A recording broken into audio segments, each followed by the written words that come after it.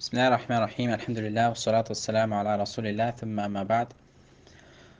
Savol berdilar, musofir deb kimga aytiladi shariatda? Shariatimizda har bir o'zini uyini tark qilib yo'lga, safarga chiqqan insonga musofir deb aytiladi. Va shariatimizda musofir masofasini ham va muddatini ham muayyan bir muddatda shariat aniq belgilamagan.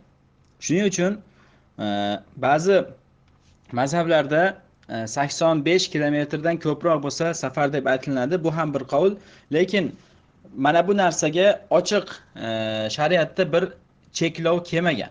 Shuning uchun Muhammad ibn Usaymin rahimahulloh aytganlaridek, har bir qavmni odamlarning nazdida bir inson uydan chiqib bir yerga ketishligini mana bu safar deb aytiladigan bo'lsa, mana bu joy, mana bu inson musofir deb nomlanadi. Anas ibn Malik radhiyallohu anhu rivoyat qilgan hadisda, sahih Muslimda rivoyat qilinadi.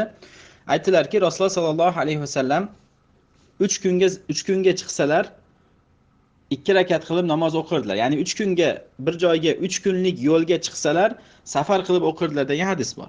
Boshqa hadisda Buxoriy rivoyatida aytdilarki, Madinadan Makkaga Rasululloh sollallohu alayhi vasallam bilan birga chiqqan edik va namozlarimizni Madinaga qaytgunimizcha 2 rakat qilib o'qiganmiz deb aytiladi.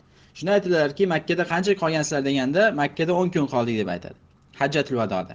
Boshqa hadisda Ibn Abbos rivoyat qilgan hadisda Rasululloh sollallohu alayhi vasallam Makkada 19 kun turganlar, qasr qilib o'qiganlar degan rivoyat ham keladi.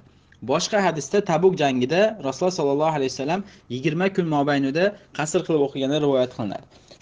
Shunga binoan inson qachonki bir uzoq bir joyga yo'lga chiqadigan bo'lsa, o'zini shahrini, o'zini o'sha turar joyini tashlab chiqqan holatda bir ish bilan yoki bir tijorat bilan yoki boshqa bironta bir o'sha o'ziga kerakli ishlar bilan bir joyga safarga chiqadigan bo'lsa, bu inson musofir hisoblanadi.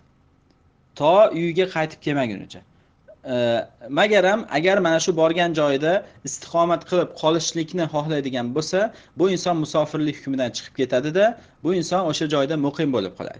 Lekin bir inson bir yerdan boshqa joyga shunchaki ishini bitirib, so'ng uyiga qaytmoqchi bo'lgan ish bilan chiqadigan bo'lsa, bu inson mana shu yerda musofir bo'lib hisoblanadi. Allohu a'lam.